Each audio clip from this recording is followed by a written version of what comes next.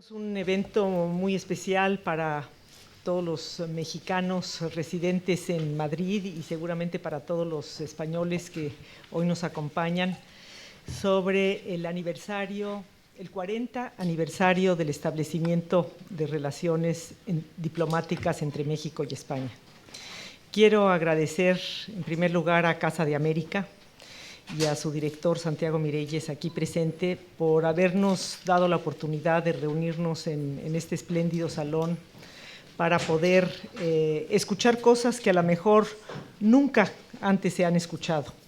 Hacíamos un recuento ahora de que se han hecho muchas celebraciones del aniversario del establecimiento de relaciones diplomáticas entre México y España, pero es la primera en la que participa don Marcelino Oreja. Y eso la hace un acontecimiento único porque él fue el ministro de Relaciones Exteriores de España que en 1977 le dio el impulso y hizo posible que se concretara el 28 de marzo el intercambio de notas diplomáticas que permitió el establecimiento de relaciones diplomáticas. Y eso lo hace un evento único. Quiero darle el mayor reconocimiento a don Marcelino por su interés en participar, por el entusiasmo que ha puesto en la preparación de este evento y adelanto por lo que seguramente nos va a decir que va a interesar muchísimo a todos. Nos acompaña también esta mañana el embajador Emilio Casinello, que fue el tercer embajador de España en México y que además de haber sido embajador en México tiene la calidad extraordinaria de haberse educado en México como uno más de los transterrados que llegó a México en 1939, con el primer barco del exilio español que llegó a México. Su experiencia vital es única, habiendo asistido a la escuela en la Ciudad de México, en el Colegio Madrid y después en el CUM, y habiendo estudiado la licenciatura en Derecho en México junto con toda la clase política mexicana, frente a la cual después regresó, primero como agregado cultural y después como embajador del Reino de España, y justamente a presentar cartas credenciales a un presidente, Miguel de la Madrid, con el cual había estudiado. Su vivencia y sus relatos son únicos. Él sí ha participado en otros eventos de conmemoración previos, luego nos dirá cuáles, y por ello su experiencia es única. Voy a darle la palabra en primera instancia a Luisa Treviño, diplomática mexicana, que la mayor parte de su carrera diplomática la hizo aquí en Madrid, llegando a ser ministra de la Embajada de México en Madrid, y que ella fue viviendo en su experiencia diplomática la construcción y la multiplicación y la profundización de esta relación diplomática entre dos países que, si bien ya tenían una relación histórica, que no es necesario decir la importancia, había este hecho que no había una comunicación oficial y ella estuvo en el grupo que abrió prácticamente la embajada y que le dio forma, y eso nos da mucho gusto.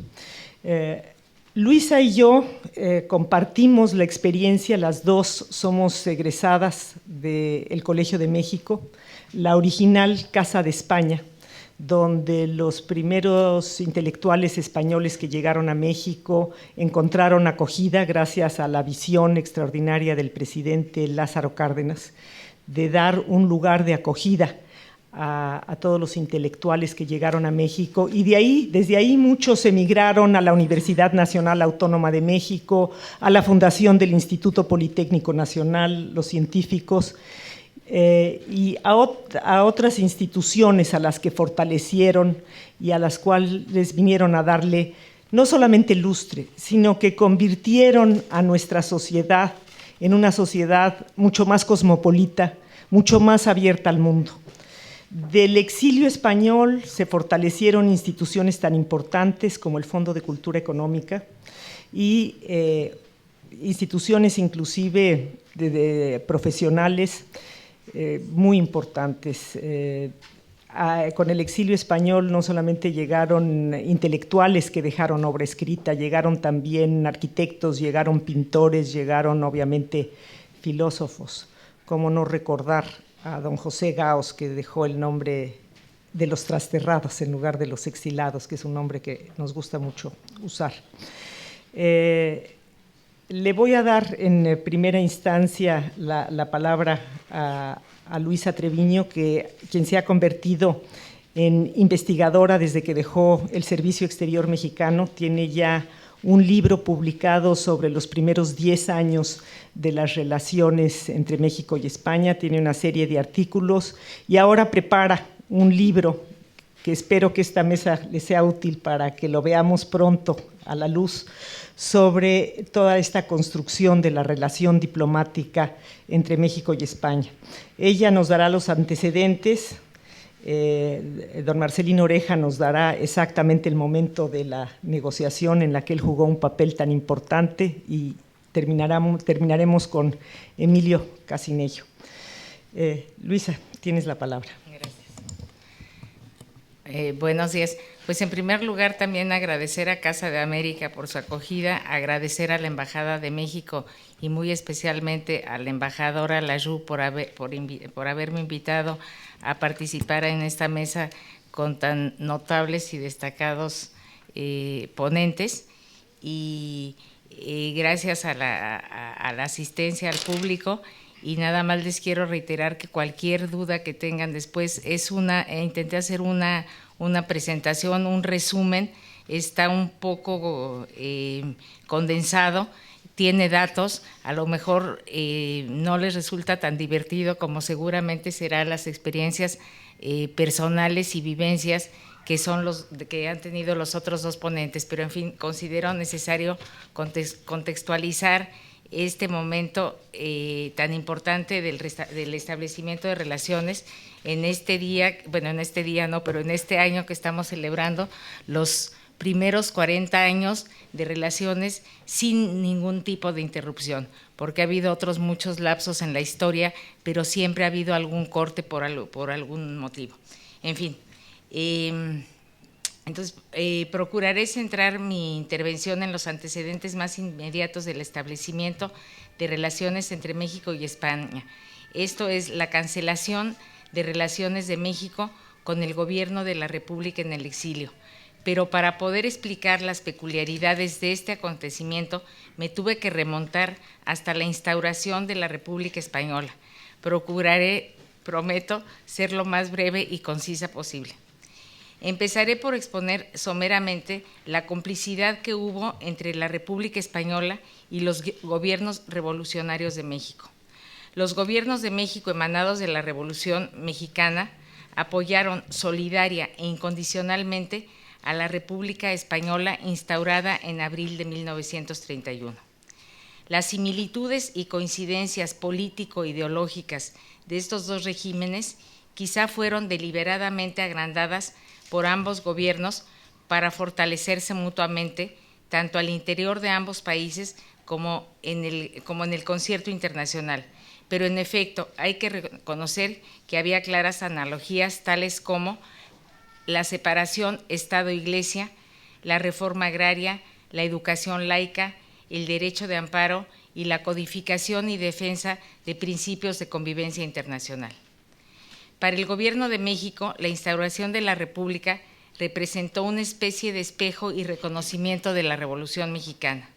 Además, fue una oportunidad para que México terminara de reconciliarse con una España nueva, moderna y avanzada.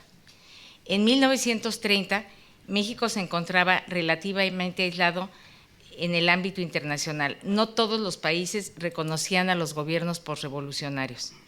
seguía habiendo conflictos con varias naciones por reclamaciones de ciudadanos extranjeros que habían visto afectados sus intereses en territorio mexicano durante la Revolución.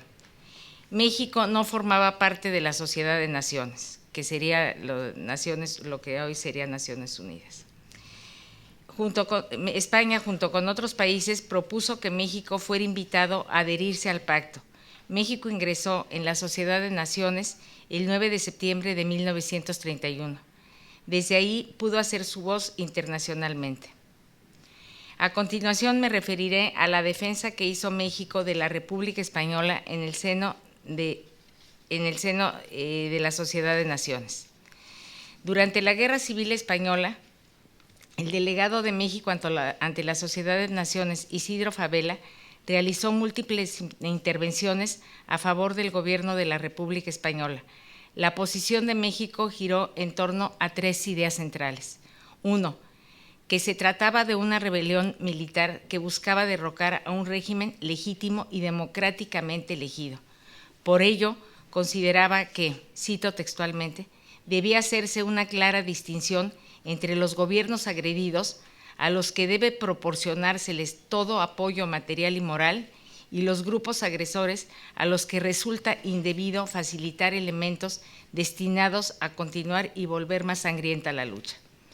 La segunda idea es que era evidente que España era víctima de una agresión exterior de Alemania e Italia a favor de los rebeldes. Y la tercera idea es que era improcedente aplicar en el caso de España el principio de neutralidad o no intervención. Cito textualmente a Isidro Fabela. La no intervención en el caso actual es una ayuda indirecta y no por eso menos efectiva a favor de los rebeldes. En efecto, la argumentación de México era rotunda e intachable. Aplicar a España el principio de neutralidad que nazis y fascistas transgredían impunemente no tenía más efecto que aislar a la República e impedir que adquiriese el armamento para defenderse. La interpretación de México del principio de no intervención, aunque podría parecer paradójica, era irreprochable. Exigía a la Sociedad de Naciones que interviniese en el caso español precisamente en nombre de tal principio. Pero los argumentos de Fabela no consiguieron incidir en el curso de los acontecimientos. Sin embargo, sí lograron que México destacara con voz propia y calificada en un organismo mundial en defensa de los principios del derecho internacional. Los argumentos de México en la Sociedad de Naciones fueron, de hecho, los antecedentes del aislamiento internacional de la España franquista impuesto por Naciones Unidas. Durante la Segunda Guerra Mundial, el enfrentamiento entre los países beligerantes giró en torno a la defensa de la democracia frente a la amenaza expansionista del nacionalsocialismo alemán, del fascismo italiano y del fascismo japonés. Así, al finalizar la guerra, los países vencedores reconocían que el régimen de Franco se había instaurado en España con apoyo de la Alemania nazi y de la Italia fascista, tal como a México había insistido en la Sociedad de Naciones. Los países aliados, entre ellos México había entrado en la guerra en 1942, se disponían a establecer un nuevo organismo internacional que sustituyera, corregida y aumentada a la Sociedad de Naciones. Así se empezó a concebir la creación de la Organización de Naciones Unidas. En la Conferencia de San Francisco de junio de 1945, la propuesta de la delegación mexicana de condena al régimen de Franco y de rechazo a que fuera admitido como miembro de Naciones Unidas se aprobó por aclamación.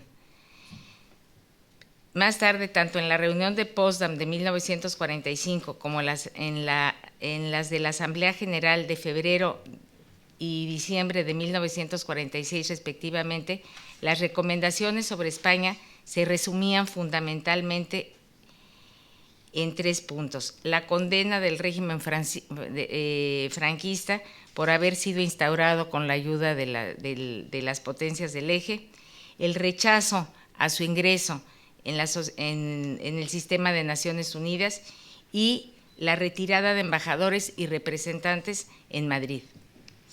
En la reunión de diciembre del 45, la Asamblea General iba un poco más lejos, cito textualmente, que decía: si dentro de un tiempo razonable no se ha establecido un gobierno democrático en España, el Consejo de Seguridad estudie las medidas necesarias que han de tomarse para remediar la situación.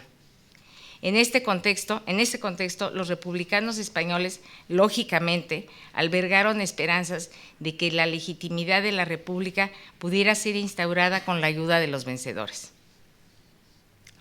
El aislamiento internacional de España motivó, pues, a los republicanos a formar un gobierno en el exilio. Era imperativo que los republicanos en el exilio formaran un gobierno o contaran con alguna organización que los pudiera representar en la esfera internacional y que ante la eventualidad de que fuera restaurada la anhelada legitimidad de la República, existiera una estructura que pudiera gestionar la vuelta a la normalidad política en su país. Así, desde noviembre de 1944 hubo varios intentos para lograr ese objetivo, pero las diferencias entre las distintas facciones republicanas no lo hicieron posible. Finalmente, el 17 de agosto de 1945, las Cortes Republicanas se reunieron en la Ciudad de México. El entonces presidente Manuel Ávila Camacho había declarado temporalmente el Salón de Cabildos del antiguo Palacio del Ayuntamiento como territorio español. En ese salón se celebraron las reuniones. Las Cortes eligieron como presidente de la República en el exilio a Diego Martínez Barrio, quien encargó formar gobierno a José Giral. El 28 de agosto, Fernando de los Ríos, designado ministro de Asuntos Exteriores, comunicó a su homólogo mexicano Manuel J. Tello la composición del nuevo gobierno de la República en el exilio. Tello le manifestó por su parte la complacencia del gobierno mexicano.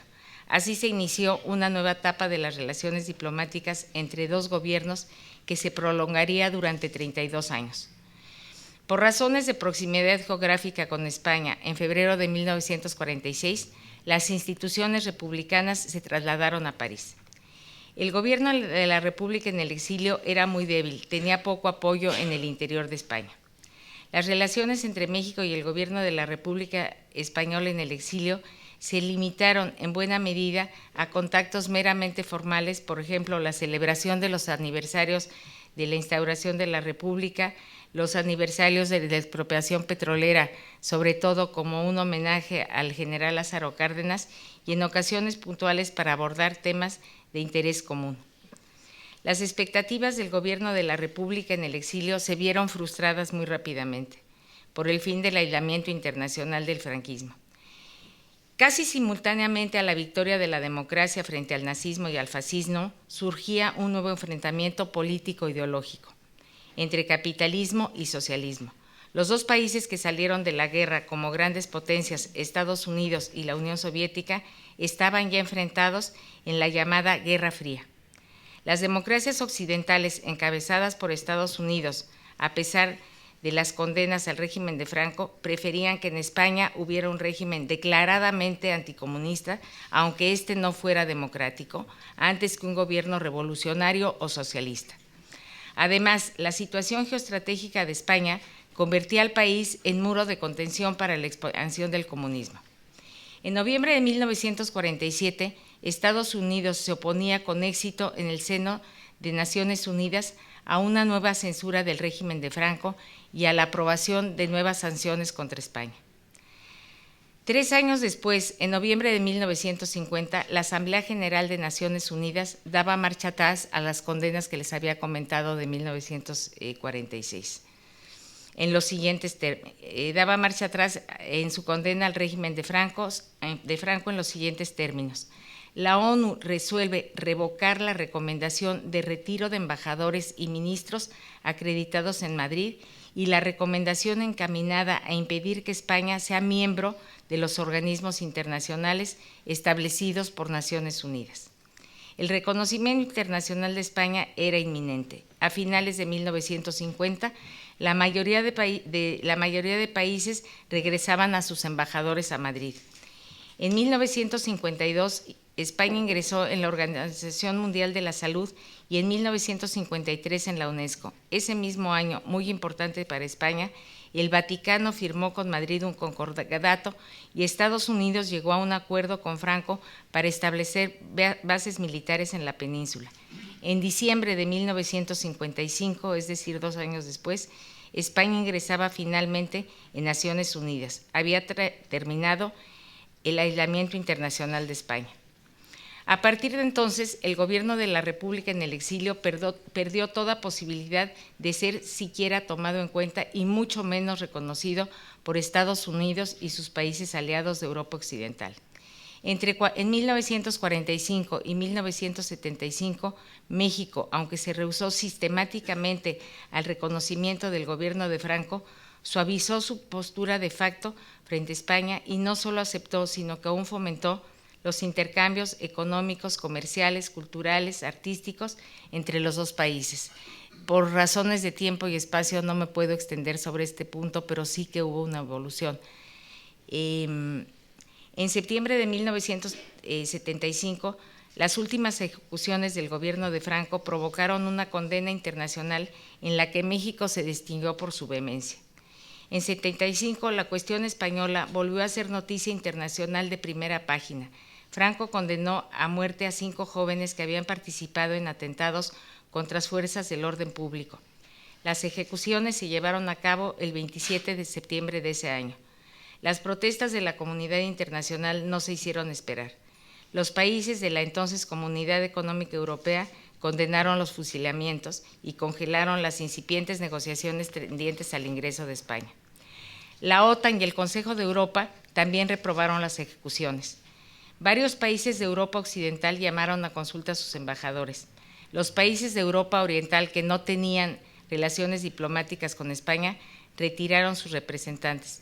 La República Democrática Alemana, que era el único país que mantenía relaciones diplomáticas con España, las rompió. Estados Unidos, que negociaba entonces con Madrid un nuevo acuerdo de cooperación militar, fue más cauto. No se manifestó, argumentando el respeto al principio de no intervención en los asuntos internos de otros estados. Con excepción del Chile de Pinochet, que felicitó a Franco y apoyó los fusilamientos, los países latinoamericanos censuraron también al régimen español. Hasta el Vaticano reaccionó. El Papa Paulo VI llamó varias veces a Franco solicitando el indulto o cuando menos la conmutación de las penas de muerte. La condena más radical provino de México. El presidente Luis Echeverría, además de irrumpir todo intercambio y comunicaciones, es decir, marítimas, aéreas, telegráficas, radioeléctricas, denunció a Franco ante Naciones Unidas. Envió a su secretario general una carta en la que, aparte de condenar las graves y repetidas violaciones de los derechos humanos, solicitaba que se convocara con carácter urgente al Consejo de Seguridad para que expulsara a España de Naciones Unidas. Pedía finalmente que se instara a los países miembros de Naciones Unidas a que interrumpieran, tal como había hecho México, los intercambios comerciales y las comunicaciones y a que rompieran relaciones diplomáticas con España. El representante de España, el embajador Jaime de Piniés, reaccionó enviando una nota al secretario general en la que consideraba que la comunicación de México contenía términos inadmisiblemente injuriosos para su país. Descalificaba al presidente Echeverría por carecer, en su opinión, de la estatura moral necesaria para lanzar acusaciones. Recordaba que había sido Echeverría, como secretario de Gobernación, quien tomó la decisión de lanzar al ejército contra los estudiantes en Tlatelolco en 1968.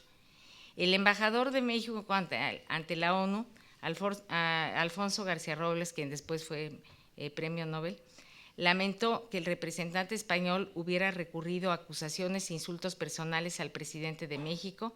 Insistió en que la posición de Echeverría en lo que atañe al régimen franquista no tiene nada de personal, sino que refleja fielmente la posición invariable de México desde la Guerra Civil Española. El Consejo de Seguridad consideró que ese no era el foro adecuado para la discusión de las cuestiones planteadas en la Carta de México y la remitió a la Asamblea General. Con excepción de la intervención del presidente Echeverría en la Asamblea General en octubre de ese mismo año, la protesta de México no volvió a ser tratada en Naciones Unidas. En el plano bilateral, la interrupción de los intercambios comerciales y comunicaciones fue breve. del 29 de septiembre al 22 de diciembre del 75. La reacción del presidente Echeverría frente a las ejecuciones provocó una amplia polémica en México, en Madrid, en España también, pero me voy a referir nada más a México porque la de España fue prácticamente unánime. En México algunos la apoyaban, otros la criticaban, la mayoría la juzgaban exagerada y todos, incluso el mismo Echeverría, consideraba que no prosperaría. La muerte de Franco marcó un hito en la política de México hacia España. La muerte de Franco el 20 de noviembre de 1975, por cierto, aniversario de la Revolución Mexicana, suscitó una serie de especulaciones sobre un eventual establecimiento de relaciones diplomáticas. La situación cambió radicalmente en menos de 2 meses, del rompimiento total en septiembre a un marcado interés por establecer relaciones. Pero entonces parecía que era España quien ponía la condición de que Luis Echeverría dejara la silla presidencial para acceder a establecer relaciones con México. Su vehemencia en condenar al régimen de Franco estaba todavía muy fresca en la memoria de los españoles. Su sucesor, José López Portillo, ya desde su condición de candidato a la presidencia, nada más enterarse de la muerte de Franco, hizo patente su interés en establecer vínculos con Madrid. Las negociaciones para lograr ese objetivo se intensificaron. Ya nos contará el ministro Oreja, que fue protagonista. El único impedimento formal que quedaba por resolver era la existencia de relaciones con el gobierno de la República en el exilio. El fin de las relaciones con el gobierno de la República en el exilio era inevitable. La histórica fidelidad de México a la República Española llevó a algunos medios mexicanos a especular con la peregrina ocurrencia de mantener relaciones simultáneamente con los dos gobiernos, el de la República en el exilio y el de la monarquía. La idea lógicamente fue descartada. México tenía que poner fin a las relaciones con el gobierno de la República, si quería establecerlas con el gobierno de la monarquía. Por instrucciones del presidente López Portillo, el entonces subsecretario de Gobernación y más tarde embajador de México en España, Rodolfo Echeverría, viajó a París en una misión secreta y apresurada, a principios de marzo de 1977. Llevaba la encomienda de comunicar con el mayor tacto posible al presidente del gobierno de la República en el exilio la decisión de México de establecer relaciones con el gobierno de la monarquía. Asimismo, debía intentar convencer a los republicanos de que autodisolvieran su gobierno. Si se lograba, México evitaría el mal trago de romper los vínculos con la República. Con el propósito de contar con el máximo de argumentos para su cometido, Rodolfo Echeverría hizo una escala en Madrid, mantuvo reuniones con varias personalidades políticas españolas de distintas tendencias. Tanteó cuál sería la posición de España en el caso de que México lograra convencer al gobierno de la República a que se autodisolviera. Al parecer, la contestación del abanico político consultado fue unánime. No solo recibirían a los viejos republicanos con los brazos abiertos, sino que incluso les ayudarían a gestionar su registro como partido republicano. Los republicanos españoles no se oponían, cuando menos públicamente, a que México estableciera relaciones con Madrid. El gobierno republicano piensa que el gobierno de México es libre para decidir sobre sus relaciones diplomáticas conforme mejor cuadre a sus intereses, declaró el embajador de la República Española en México, Martínez Feducci. Pero los republicanos no estaban dispuestos a autodisolverse. Tenían la profunda convicción de que las instituciones de la República debían proseguir hasta que se celebraran en España elecciones democráticas previstas para junio de 1977. En todo caso, el 18 de marzo de 1977, México, un único país para entonces que mantenía vínculos formales con los republicanos españoles, dio por terminadas las relaciones. A la sobria ceremonia que tuvo lugar en la residencia presidencial de Los Pinos asistieron las máximas autoridades del gobierno mexicano, el presidente López Portillo, el secretario de Relaciones Exteriores Santiago Roel y el secretario de Gobernación Jesús Reyes Heroles. Por la parte republicana estuvieron presentes el presidente José Maldonado, su primer ministro Fernando Valera. Ambos habían viajado desde París exprofeso para la ceremonia, y el embajador en México, Manuel Martínez Feducci. El presidente Maldonado leyó el siguiente acuerdo. El presidente de México, José López Portillo, y yo convinimos hoy en cancelar las relaciones diplomáticas que sostuvimos ambos gobiernos. Expreso una vez más mi reconocimiento al pueblo y al Gobierno de México por la ejemplar solidaridad tenida con la República Española y con nuestros compatriotas que fueron fraternalmente acogidos en este país. Por su parte, el presidente López Portillo declaró a la prensa que había sido una decisión dolorosa pero necesaria. Para México era más importante establecer vínculos diplomáticos con el gobierno de la monarquía que mantener un ideal que comenzaba a perder objetividad. Resuelto este asunto, quedaba por fijar fecha y la forma que se elegiría para sellar el inminente establecimiento de relaciones con el gobierno del Reino de España. Pero eso seguramente el ministro Oreja nos lo contará.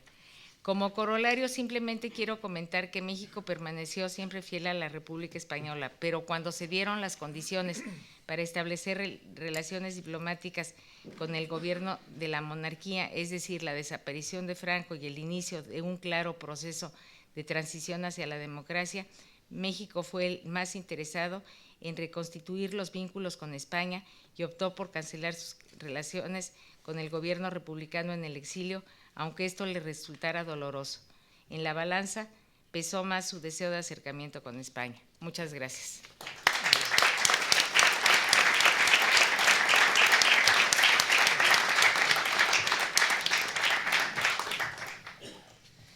Muchas gracias, Luisa, por esa excelente síntesis. Creo que es posible que mucha gente aquí en el auditorio no conociera todos estos aspectos de las relaciones internacionales que has mencionado, y yo te agradezco mucho el esfuerzo que has hecho y espero verlo impreso próximamente. Iba a estar con nosotros el día de hoy, y así se anunció originalmente, el embajador Rodolfo Echeverría, quien participó en las negociaciones secretas de París y posteriormente fue embajador de México aquí en España. Habíamos fijado la fecha de esta reunión justamente porque era cuando él iba a estar aquí en España. Por razones personales muy lamentables no nos pudo acompañar en el último momento, pero desea hacer patente el saludo y la disculpa a todos ustedes. Le voy a dar la palabra a don Marcelino Oreja Aguirre, quien realmente no necesita presentación, pero quiero recordar que fue ministro de Asuntos Exteriores de España de 1976 a 1980, un periodo muy importante para las relaciones exteriores de España, cuando se firmó la Declaración de los Derechos Humanos de las Naciones Unidas, se restablecieron relaciones diplomáticas con México, España entró al Consejo de Europa, se inició la apertura de las negociaciones para el ingreso a la Comunidad Económica Europea y se establecieron relaciones diplomáticas con otros países como la Unión Soviética, Vietnam y Mozambique. Don Marcelino Oreja también fue delegado del Gobierno en el País Vasco, secretario general del Consejo de Europa, eurodiputado, diputado del PP por Álava, comisario europeo de Transporte y Energía, comisario europeo de Relaciones Institucionales, Cultura y Audiovisual. Muchísimas gracias por estar con nosotros el día de hoy. Muchas gracias. Muchas gracias, señora embajadora, embajador Casinello, querido Emilio, profesora Treviño, señoras y señores. Yo quiero en primer lugar agradecer mucho la invitación para participar en este acto, porque les confieso que de las 19 establecimientos de relaciones diplomáticas que establecimos en aquellos 2 o 3 primeros años del gobierno Suárez, a mí la que me produjo mayor emoción fue el establecimiento de relaciones con México. Evidentemente algunas que también tenían algún sentido, como por ejemplo con la Unión Soviética, cosa que era impensable y sin embargo se realizó ya en el 78 y en el 79 yo hice un primer viaje a Moscú, donde me encontré con un personaje muy singular que yo había leído en los libros de historia, pero que todavía vivo, que era Gromyko. Gromyko era un señor que aparece en Yalta, detrás del presidente, y realmente me parecía que estaba, y sin embargo estaba vivo y muy activo y muy dinámico. Hice un viaje con él hasta Toledo, que fue interesantísimo, porque fue la única vez que él permitió que no hubiera un intérprete y pudiéramos hablar en inglés. Pero realmente de todo eso, evidentemente las relaciones con los países de la Europa del Este, pero con México tenía un sentido y una significación muy especial. Realmente la parte anterior a 1975 no tiene ningún interés que yo lo mencione porque ha estado muy bien explicada por la profesora Treviño y por consiguiente solo debo decir que a partir de entonces se buscó una fórmula original propia de los diplomáticos que buscan arreglos en los sitios difíciles, a veces con fortuna y otras con menos, y se acordó establecer una oficina comercial y se decidió que los diplomáticos españoles allí destacados fueran adscritos a una embajada acreditada en el país y que gozaran de un cierto estatus diplomático. Todo esto es poco confuso, pero es la realidad y es lo que sucedió. Y se acordó que esa embajada fuera Costa Rica, de modo que pudieran gozar de una cierta consideración oficial, fueran considerados no como inmigrantes rentistas ni como empleados consulares, que era, por cierto, la fórmula que proponía México. Pero se encontró una fórmula difícil de explicar. Los que hemos dado clases de derecho diplomático realmente nos metían en un lío tratando de explicar lo que era esto. Se les otorgaba pasaporte diplomático costarricense, pero no se mencionaba la nacionalidad del interfecto. Se destinó para dirigir aquella misión a un diplomático magnífico, que yo no sé si estará aquí, pero si está, y si no está, yo quiero hacer un elogio, porque fue una persona que jugó un papel importantísimo, que es Amaro González de Mesa, que tiene 91 años y está en plena forma. Yo no sé si se le ha invitado o no se le ha invitado, pero quiero hacer un testimonio de amistad, de consideración y de afecto y de reconocimiento. Y a él se le entregó naturalmente también un pasaporte costarricense que estaba agregado a la Embajada de Costa Rica en México. Por aquellos días, México decidió enviar una misión comercial a España. En esa misión comercial, a última hora, se pidió o se acordó que fuera un señor que se llamaba Santiago Roel, que era un empresario, un hombre inteligente, que yo tuve mucha ocasión luego de estar con él. Yo no sé si Roel sabía que iba a ser nombrado ministro de Asuntos Exteriores o no, lo ignoro. Vino aquí, habló con mucha gente, habló en México con Amaro González de Mesa, pero a mí no me dijo nada, no me llamó, no supe nada de ello. Más adelante, González de Mesa me dijo que él había tenido contactos y parece ser que incluso vio a alguna persona del Ministerio de Asuntos Exteriores. El mes de febrero de 1977, tengo anotado en mi agenda, porque tengo la mala costumbre de apuntar las cosas, lo cual unas veces es bueno y otras veces no es tan bueno. Pero el hecho es que el mes de febrero del 77 recibí una llamada telefónica de Santiago Roel, que ya era ministro de Asuntos Exteriores. Yo recuerdo que cuando el gabinete telegráfico del ministerio me dijo, ¿le llama usted el ministro de Asuntos Exteriores de México? Yo pensé, no creo que se lo dije a él, le dije, no puede ser, es imposible, ¿cómo va a llamar el ministro de Asuntos Exteriores de México? Y dije, ¿quién es? Y entonces con un acento encantador, era una persona realmente admirable. Yo no sé si algunos de los que están aquí conocieron a Santiago Roel. Yo lo conocí muy bien. Y era una persona llena de encanto, simpático, divertido, ameno. Y me dijo, tenemos que platicar. A mí la palabra platicar me gusta mucho, que es una palabra muy mexicana. Dijo, tenemos que platicar. Dijo, pues nada, lo que quiera. Yo decía, pero ¿para qué me llama este señor? ¿Qué va a decir? Bueno, y entonces él me dijo que tenían planteado el problema de ver primero cómo podíamos hablar, cómo podíamos cambiar impresiones. Le dije, pues muy bien, pues nada, vamos a hablar. Y me dijo, bueno, hoy por hoy no le digo nada más.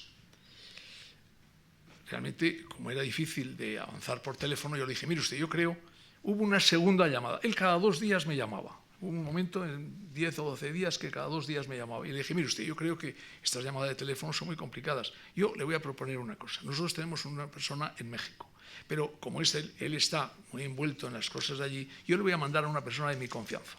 Una persona de mi confianza, la tiene plena Amaro González de Mesa, pero quiero mandar a una persona que esté completamente al margen de la representación que tenemos allí en México y que se encuentre con usted. Entonces decidí enviar a una persona por quien tengo un gran afecto y que es un gran diplomático, que es Fernando Arias Salgado, que luego fue embajador en Londres, fue embajador en Marruecos.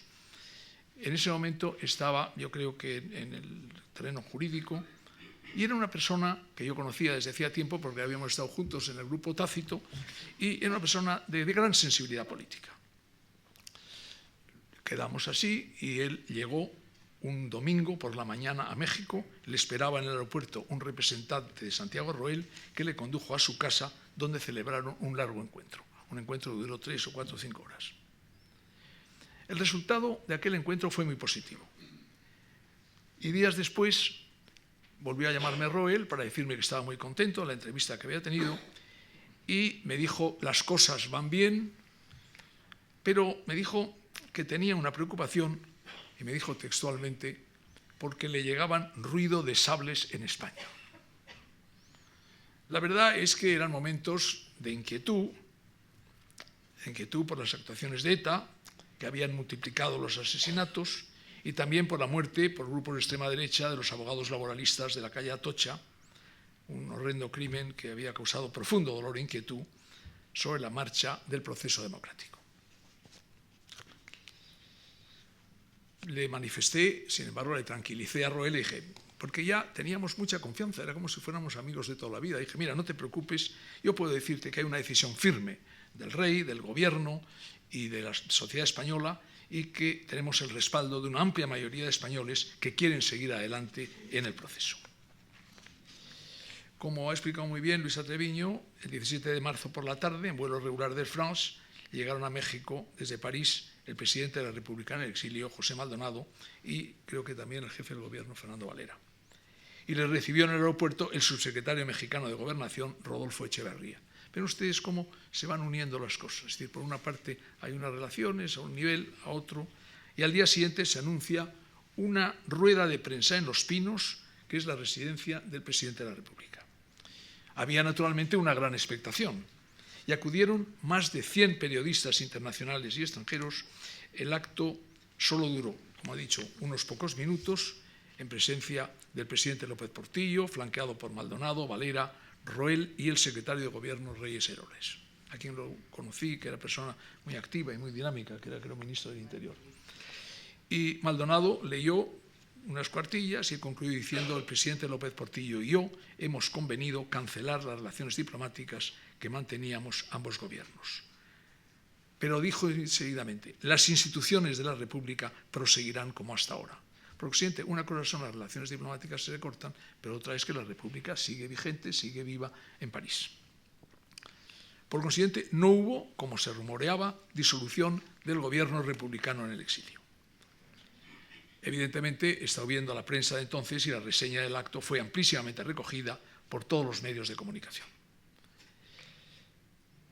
Yo tengo la sensación, por lo que pude ver, que parte de los republicanos españoles en México aprobaron la decisión. Hay unas declaraciones de Acción Democrática Republicana Española que dice: lo que haga el gobierno mexicano está bien hecho. Un acto de confianza hacia el gobierno mexicano. Y también comunistas apoyaron la decisión expresando el deseo de que se legalizara pronto el Partido Comunista en España, lo que no era evidente, aunque se realizó muy poco después, pero fue una cosa que se llevó muy bien, con un secreto completo, y finalmente, en un sábado santo, se hizo, como todos saben. Al día siguiente de la declaración, Maldonado hizo una entrevista que he visto hace unos días, a Cambio 16, y dijo lo siguiente: al cancelar nuestras relaciones con el gobierno de México, hemos querido evitar toda fricción, especialmente después de haber agradecido en numerosas ocasiones el apoyo que México brindó al gobierno republicano español y singularmente por haber permitido que los españoles exiliados tengan viva la antorcha de la esperanza. El día 19, el presidente López Portillo declaró que no podía decir aún la fecha para la reanudación de relaciones porque habían de fijarse bilateralmente. La verdad es que, evocando esto, yo no veía tan evidente que se iban a establecer las relaciones tan pronto. Yo les digo con toda sinceridad, recuerdo muy bien aquel momento. Sin embargo, es importante que el presidente López Portillo decía no podía haber fecha, pero ya marcaba que iba a haber esto. Unos días después volvió a llamarme Santiago Roel y me dijo que tenía todo preparado para que celebrásemos un encuentro y me dijo: yo voy a ir el día 28 de marzo a París y por consiguiente, si le parece, nos vemos allí. Pero me dijo: sigo inquieto por la situación de España porque me llegan a través de los medios de información noticias de una, que es curioso, de una inmediata legalización del Partido Comunista y temo por ello que pueda provocar reacciones de la extrema derecha. yo anoté aquello. Le tranquilicé añadiéndole que México no podía perder la oportunidad de tomar la iniciativa de la restauración de relaciones y que cualquier demora parecería que actuaban como jueces de nuestro proceso democrático. Y finalmente confirmamos nuestro encuentro para la fecha fijada. Informé al rey y al presidente del gobierno y a nadie más. Y el 27 de marzo salimos, el jefe de mi gabinete y yo, que era Javier Rupérez, una persona que luego ha hecho una brillante carrera diplomática y que tenía ya entonces, escribía mucho en Cuadernos para el Diálogo y tenía una gran sensibilidad política. Y nos fuimos los dos solos a París. Yo dije que iba a una reunión que veía allí, siempre hay reuniones en París y por consiguiente a nadie extrañó que me fuera. El 28 de marzo acudimos, Rupérez y yo, muy temprano, a las 8 de la mañana, al Hotel Jorge V, que es donde se hospedaba el ministro. Y yo le dije a Rupérez, mira, mientras yo voy a ver al ministro, que ya veremos si le veo abajo, me dice que vaya a su habitación, tú vete mirando, por si acaso firmamos relaciones, dónde podemos hacerlo, porque claro, estas cosas luego se precipitan y más vale que tú vayas viendo dónde se puede hacer. Llamé a Santiago Roel, me dijo que subiera a su habitación, una suite muy agradable, y estuvimos allí reunidos durante más de 3 horas, pasando revista a numerosos temas, incluido el tema, y lo digo así por pasar, del barco Elvita, que contenía, como saben, bienes de españoles que habían sido depositados en instituciones de crédito en España y que fueron a parar por orden del presidente del gobierno, Juan Negrín, al puerto de Tampico, y de allí a la capital, donde se depositaron en una casa particular y de cuyo contenido tengo la sensación de que no se volvió a tener noticias. Bueno, hablamos también de que había que... Ya, realmente al principio, porque aquello duró bastante, duró 3 o 4 horas. Al principio yo tampoco estaba seguro de que se iba a establecer relaciones en ese momento. Parecía que sí, pero no era seguro. Pero finalmente ya llegamos a la idea de que tal, de que había que hacer. Ellos, naturalmente, porque el tema era por parte de México. Nosotros estábamos deseando establecer relaciones y acordamos incluso que habría un rápido intercambio de embajadores y manifestó el deseo de que Su Majestad el Rey y el presidente del gobierno visitaran en el plazo más breve posible México. Recuerdo que a lo largo de la conversación, ya casi al final, me dijo, bueno, pero yo no sé si voy a poder firmar, porque no tengo credenciales. Le dije, mire usted, yo quiero tranquilizarle porque los ministros de Asuntos Exteriores no necesitamos credenciales, eso necesitan los embajadores, pero nosotros no necesitamos credenciales, de manera que puede usted firmar con toda tranquilidad. Y le digo como profesor de Derecho Diplomático de la Escuela Diplomática, no, estoy tranquilo. Bueno, entonces Roel me invitó a comer en su suite, pero antes visitamos el lugar donde íbamos a concluir el acuerdo. Pérez lo había visto, era una sala bien decorada, con los elementos necesarios para proceder a la firma. Esas salas que hay en los hoteles, para reuniones y cosas. Acordamos que mantendríamos el secreto hasta el momento de realizarse el acto, al que me parece recordar que no había más que 2 fotógrafos oficiales, los miembros de las respectivas delegaciones, y por parte española estábamos Rupérez y yo, y Salvador Bermúdez de Castro, que era director general de Iberoamérica y que le pedí que viniera, y que llegó esa misma mañana de Madrid. Redactamos un comunicado conjunto que aprobamos previamente y todo parecía resuelto, pero al visitar Roel la sala, y sobre todo cuando subimos de nuevo a su habitación, él, que era un hombre, y la embajadora lo corroborará, simpático, abierto, locuaz, lo encontré preocupado. Bronco, decían algunos. Bronco. Le encontré preocupado. Y me dijo, con gran solemnidad, me dijo, en esa sala no puede ser. Yo dije, ¿pero cómo? Pues nada, buscamos otra sala, ¿pero qué le pasa? ¿Se ha fijado cómo se llama la sala? Pues no. La sala Napoleón. Ni usted ni yo podemos admitirlo. Usted por Napoleón I y yo por Napoleón III. Yo estaba dispuesto a resolver aquello como fuera y con la ayuda del director del hotel, para tranquilizar a Roel, ocultamos el nombre de la sala con un paño blanco y cogimos cada uno un busto, lo cogimos en una esquina, pusimos unos papeles delante y pasó todo.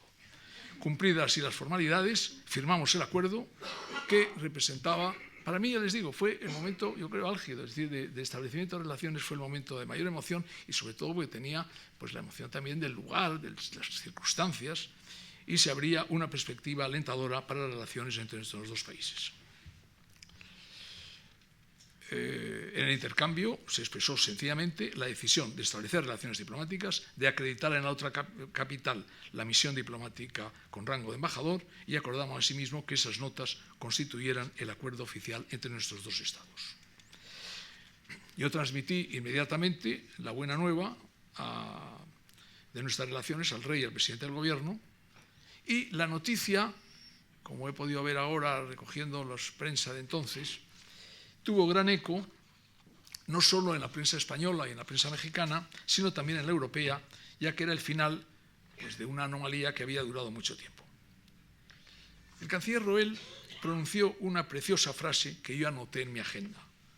Ahora esperamos nosotros conquistar España.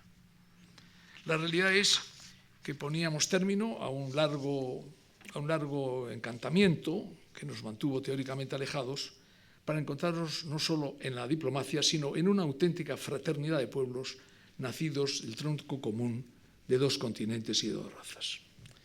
Después del acto formal de restablecimiento de relaciones, había que proceder a un acontecimiento que se ha citado algo, pero que voy a profundizar un poco, que era la entrega del edificio de la que hasta entonces había sido la representación de la República Española en la capital mexicana. Para ello, envié al director general del Servicio Exterior, que era José Joaquín Puig de la Bella Casa, y al director general de Iberoamérica, Salvador Bermúdez de Castro, para que junto a nuestro representante, Amaro González de Mesa, cuya extraordinaria labor quiero poner de manifiesto, ¿no? Además, pudieran comprobar el estado en que se hallaba el edificio que nos iban a entregar y para que hicieran una primera exploración con vistas a la adquisición de una residencia para el embajador. Respecto al primero, comprobaron que el edificio estaba en muy mal estado, en un estado lamentable, ya que no habían dispuesto de un céntimo para su conservación. Pero lo más importante era trasladar a la mayor brevedad posible el archivo en el que se conservaban unos documentos de gran valor para la historia de las relaciones con México desde el año 39, desde el año 1839. El representante de la República hizo entrega de las llaves de la embajada y de su inventario al subsecretario de Relaciones Exteriores de México y inmediatamente a González de Mesa. Y hay una cosa que quiero subrayar porque esos detalles, sobre todo en momentos tan críticos, imaginen ustedes la emoción de aquel momento, la emoción de España, pero la emoción de los representantes del gobierno, pero también del representante de la República. Se convino que la entrega del edificio se celebrase extramuros de la embajada, en la calle y al otro lado de la verja, de modo que en todo momento quedase patente el escrupuloso respeto del gobierno mexicano a la extraterritorialidad de la sede diplomática. Martínez Feducci, representante republicano de la misión y diplomático de carrera, esperó en el interior del recinto la llegada del subsecretario de Relaciones Exteriores mexicano y en cuanto éste llegase saldría a la acera y le entregaría las llaves del inventario. El subsecretario, sin abrir el inventario, firmó el acuse de recibo y González de Mesa se personó en el lugar de inmediato y el subsecretario le pasó el inventario y las llaves previa firma del recibo. Así se hizo con precisión milimétrica, como nos narra González de Mesa en un precioso libro de recuerdos que publicó en el año 2000 y que tuve el honor de presentar públicamente en un acto, me parece que fue en la Casa de Asturias de Madrid. Cumplidos esos trámites, Martínez Feducci y Amaro se dieron un gran abrazo en medio de los aplausos del público y de los periodistas que asistían al acto. Yo, al escucharlo, yo no estaba allí, pero yo sentí una verdadera emoción, porque me parecía que era verdaderamente el reencuentro. Después Martínez Feducci, en tono risueño, pero no exento de emoción, dijo a nuestro representante: y ahora, con tu permiso, voy a entrar en la embajada para sacar el perro y el coche, que son míos y no figuran en el inventario. Se alejó, dando así por terminada una larga etapa de su vida, con lo que ponía término a la carrera profesional. Los demás subieron a la terraza del edificio a izar la bandera roja Igualda y llamaron al rey para darle la feliz noticia.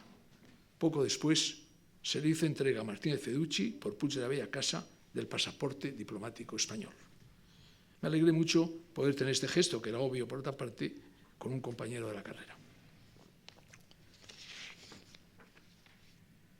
El 26 de abril de 1977, antes de transcurrir un mes del establecimiento de relaciones diplomáticas, el presidente del Gobierno, Adolfo Suárez, visitó México durante 3 días antes de dirigirse a Estados Unidos. En los discursos de los dos presidentes, López Portillo y Suárez, destacaron el deseo compartido de apelar a los respectivos pueblos español y mexicano para justificar la idea del restablecimiento de relaciones. No se puede olvidar que solo un par de años antes, en septiembre de 75, como ha sido recordado, el entonces presidente de México, Luis Echeverría, había pedido la expulsión de España a Naciones Unidas por la ejecución de 5 españoles por el régimen vigente en España. Adolfo Suárez puso de manifiesto que como responsable del gobierno no hacía más que recoger el sentimiento de los españoles que a lo largo de los años habían venido expresando su particular afecto por el pueblo mexicano, acogiendo con entusiasmo cuantas manifestaciones llegaban de su genio artístico y cultural. Y a su vez, López Portillo declaró: nunca estuvimos, no hemos estado ni estaremos lejos de España, metida como está en nuestra sangre y en nuestra historia. En la Plaza de las Tres Culturas, uno de los símbolos del mestizaje que caracteriza a México, el presidente López Portillo, en el brindis de bienvenida al presidente español, hizo hincapié, y cito textualmente, en la importancia del encuentro una vez que había quedado resuelta la historia, planteado el porvenir y enfrente el destino. Yo, al escuchar esas palabras, me pregunté qué quería decir el presidente mexicano al acuñar la expresión resuelta la historia, precisamente en el primer acto oficial entre ambos mandatarios. Como dice Carlos Sola en un trabajo muy bien hecho que titula Llaves del Pensamiento, no hay que olvidar que durante 40 años, especialmente desde que salió a escena con el exilio, la que denominaba la España peregrina, las relaciones entre España y México, con sus fobias y sus filias, había discurrido por un complejo y a su vez extraño triángulo. Sus 3 vértices eran: el primero representado por el régimen en vigor en España y los españoles que allí permanecieron; el segundo por la República y su gobierno, que llegó a fijar por unos meses su sede en la Ciudad de México; y por último, un país que mantuvo sus compromisos con la causa republicana, negándose a reconocer el resultado de la guerra civil y el régimen vigente en España. Esos 3 vértices, realmente con ellos el escenario resultaba paradójico.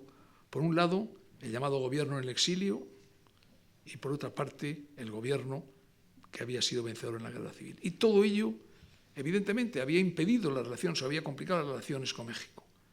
Pero ya se daban ahora unos pasos, y sobre todo esa presencia que quiso hacer España, muy viva, la presencia del presidente del gobierno, luego vendría el rey y la visita inmediata del presidente López Portillo a España.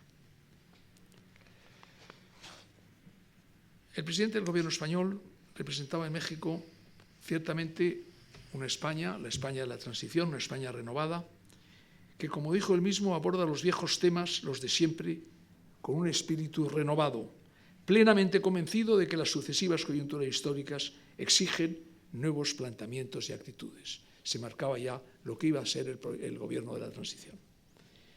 El compromiso era echar cenizas sobre las brasas, sepultar el pasado, habida cuenta que la memoria no debía ser, bajo ningún concepto, obstáculo para la edificación de las relaciones presentes y futuras.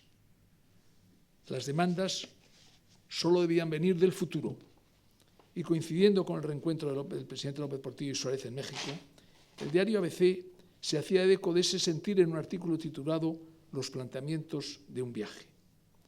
Y habló de la estructura de las relaciones económicas entre España y México, que denunciaban una escasa actividad común. La guerra civil, el franquismo o el exilio habían quedado atrás, más aún para aquella España nueva que reclamaba un sitio propio en el albero de la democracia. Que nunca más, dijo López Portillo, un conflicto, una diferencia, nos obligue a que por culto a la lealtad rompamos la normalidad. Transcurridos unos meses de la visita de Suárez, El 9 de octubre de 1977 llegó a España el presidente López Portillo. Era la primera vez que un presidente de los Estados Unidos mexicanos visitaba España en un viaje oficial. En la cena que le ofrecieron los reyes en el Palacio Real, don Juan Carlos puso de relieve la importancia del reencuentro de nuestros dos países y evocó el último momento estelar de nuestro pasado vivido en común al comienzo del siglo XIX, que tuvo como escenario la ciudad de Cádiz. El rey expresó el agradecimiento por la hospitalidad mexicana a los exiliados españoles y dijo textualmente: el doloroso éxodo intelectual que las circunstancias de posguerra originaron dio lugar a un nuevo y especial capítulo de la obra de España en América. La acogida que allí se les brindó, y entre todos la excepcional que México les dispensó, es causa de permanente agradecimiento y fuente de esperanza en futuras colaboraciones en todos los órdenes. Ven ustedes que se trataba de cerrar todas las suspicacias, todas las dudas y la posición del rey. Yo recuerdo con emoción cuando escuché aquellas palabras. Las palabras del rey merecieron un discurso por parte de López Portillo que descansó sobre un aspecto esencial cuando de México y de América Latina en general se habla: el mestizaje. Las primeras palabras que pronunciaba un presidente mexicano en España servían para referirse a la Plaza de las Tres Culturas de la Ciudad de México, donde están los restos de las pirámides indias, los contrafuertes de iglesias españolas y la expresión arquitectónica del México moderno. Una plaza que guarda una gigantesca inscripción donde se lee lo siguiente: el 13 de agosto de 1521, heroicamente defendido por Cuauhtémoc, cayó Tlatelolco en poder de Hernán Cortés. No fue triunfo ni derrota, fue el doloroso nacimiento del pueblo mestizo que es el México de hoy. De ese pueblo mestizo vengo, dijo López Portillo, a esa España raíz. Sus palabras no eran gratuitas. Y desde el reconocimiento de esa parte española sin la que no puede entenderse ser mestizo, su postura venía a mediar en ese debate abierto en México entre la hispanofilia y la hispanofobia. Voy a ir terminando porque no quiero hacer demasiado largo esta intervención. El 11 de octubre se celebró un nuevo encuentro del rey y el presidente de México, un nuevo encuentro el mes de noviembre de 1978 con ocasión de del viaje de los reyes de España a México, que tuve el honor de acompañarles. Y yo recuerdo con emoción la acogida que se les dispensó en el Parque del Mestizaje el día de su inauguración. Fue allí donde el rey, al recibir las llaves de la ciudad, hizo la apología de una capital que ha sabido ser azteca, virreinal, mestiza y cosmopolita, con admirada plenitud y grandeza.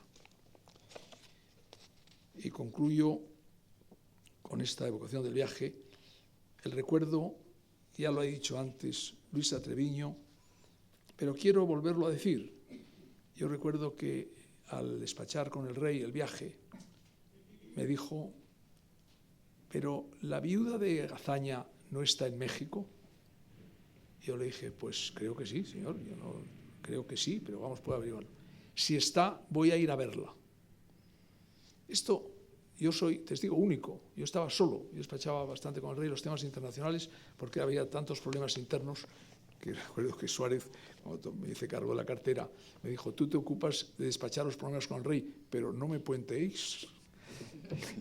Y bueno, en ese momento realmente me pareció que aquello fue un acto muy noble por parte del rey, pero fue una iniciativa suya. Entonces yo hablé con el embajador de España. El embajador de España quedó bastante sorprendido de la pregunta que yo le hacía, como sabe Emilio, y dijo sí, sí. Y entonces fue a ver a la viuda de Azaña. Y al ver a la viuda de Azaña le dijo: mire, quiero decirle que hay un viaje de los reyes y el rey de España quiere venir a saludarla. Y la viuda de Azaña le dijo: no puedo permitir que el jefe del Estado español venga a verme a mí, iré yo a verle a él a la embajada. Un gesto. Aquella fotografía inmortalizada y que Emilio conoce muy bien porque estaba al lado. Y yo estaba medio metro detrás, pero tú estabas más cerca.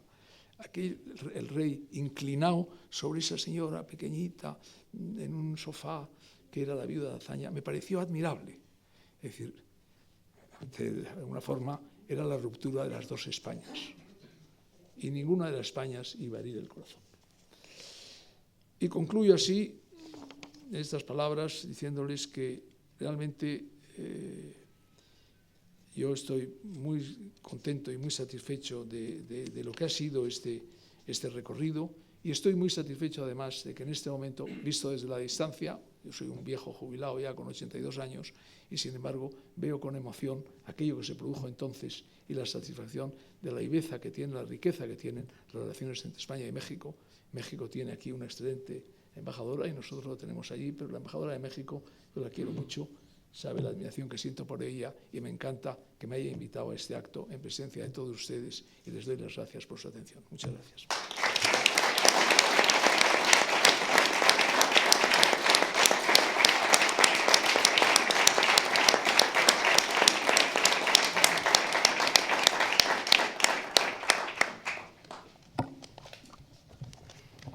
Muy emocionante, muchísimas gracias. Yo no conocía todos estos intríngulis y creo que es muy importante conocerlo. Me voy a permitir leer, porque es muy breve, las dos notas diplomáticas que se intercambiaron ese 28 de marzo en París y que son un gran ejemplo de cómo los diplomáticos, y aquí estamos 4 diplomáticos, pueden en un momento dado cambiar el curso de la historia. Eso, y cómo la sencillez del lenguaje dice cómo se hizo.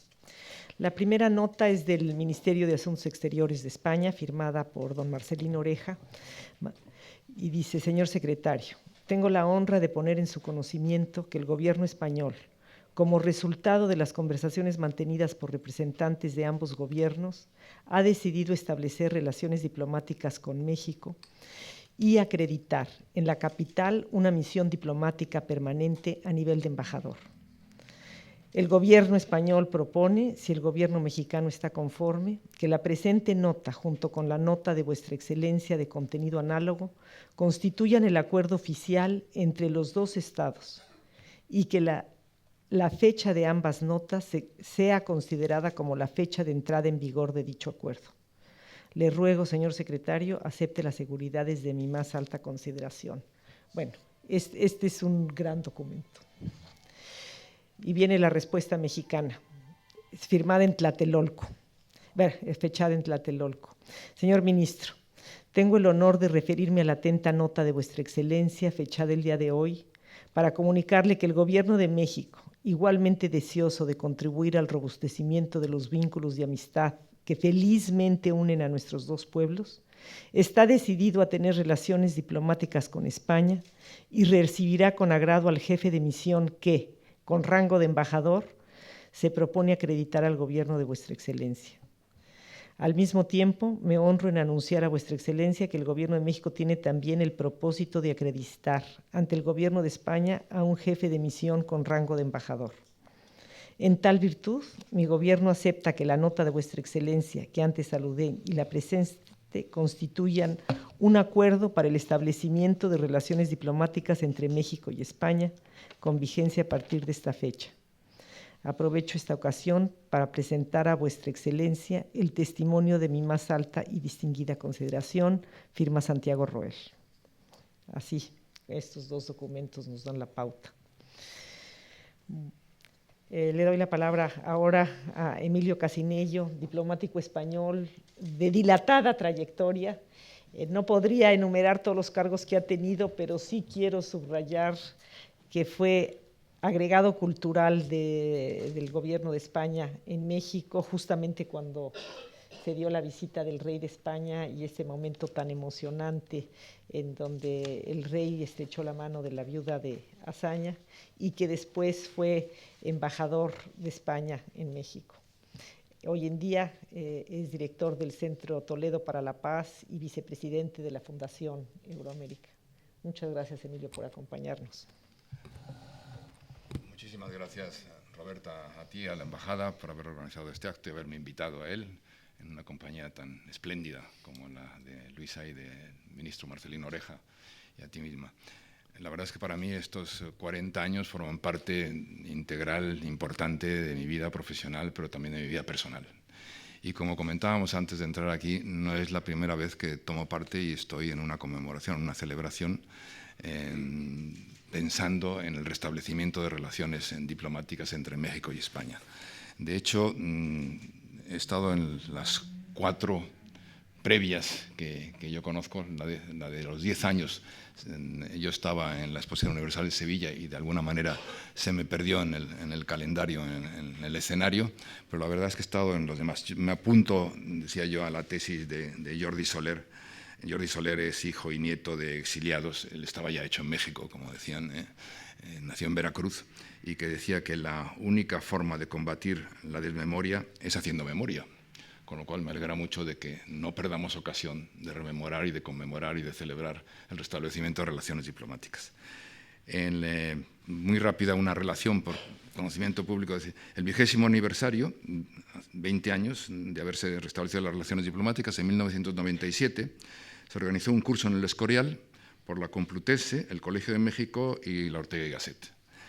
Y hubo en ese curso, bajo el rótulo La situación actual en México, una reflexión a los 20 años de la reanudación de las relaciones diplomáticas entre México y España.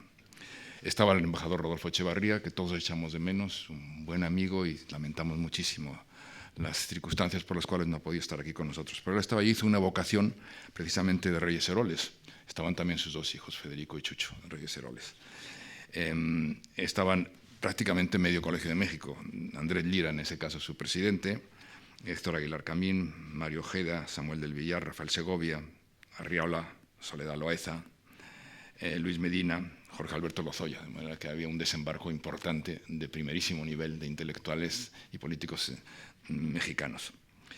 El 25 aniversario, mi participación fue escribir un texto en un número publicado por Economía Exterior, en el cual también publicaban, celebrando el 25 aniversario, Vicente Fox, entonces presidente de México, Jorge Castañeda, ministro de Exteriores, Adolfo Aguilar Cincer, Néstor de Buen, un viejo profesor y amigo del exilio en la facultad, pero también un Valentín Díaz Morodo, por parte española Miguel Ángel Cortés, que entonces era secretario de Estado, y yo, que escribí lo que llamaba, o rotulé, unas viñetas de un poco usual embajador de España en México.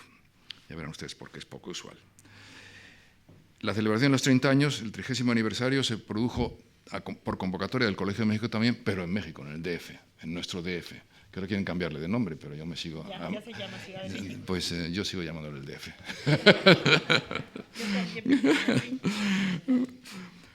Y fuimos Carlos Solchaga y yo, los dos en compañía, representando a España.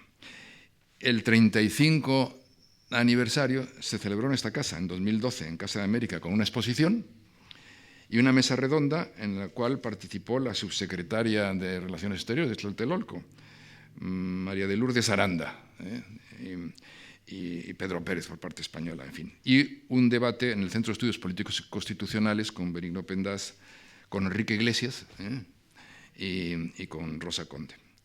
Y este 40 aniversario me hace especial ilusión estar también aquí hoy con vosotros, con Luisa, que todos habéis visto que es una expertísima y académica y rigurosa investigadora, con Roberta Layús, que es una amiga de antiguo, todo lo antiguo que permiten sus años jóvenes para ella, para mí mucho más, y con Marcelino Oreja, que fue un ministro inteligente y generoso conmigo, con el cual hemos compartido experiencias excepcionales, desde la transición, México y África, porque alguna experiencia africana tenemos tú y yo conjunta bastante excepcional. El año 1977, y lo ha dicho también Marcelino y todos lo hemos comentado, fue un año excepcional para todos los españoles. 1977 fue un año mágico. No digamos para aquellos españoles, como decía Juan Rejano, poeta cordobés de Puente Genil, teníamos otro tanto de españoles, o los que, como decía Gauss, y Roberto lo ha mencionado, se inventó unos vocablos de consuelo. Decíamos que los españoles no estábamos desterrados, sino trasterrados, y no estábamos expatriados, sino empatriados. En fin, yo pasé 23 años en 3 residencias en México, a las cuales haré luego pues una pequeña referencia. Pero digo que el año 77 empezó bien. El 4 de enero el rey sancionó la ley para la reforma política. Ese para es muy importante, no era la ley de, sino para la reforma política. Había sido aprobado en referéndum 15 días antes, con una participación del 77% del censo y un 92% de síes.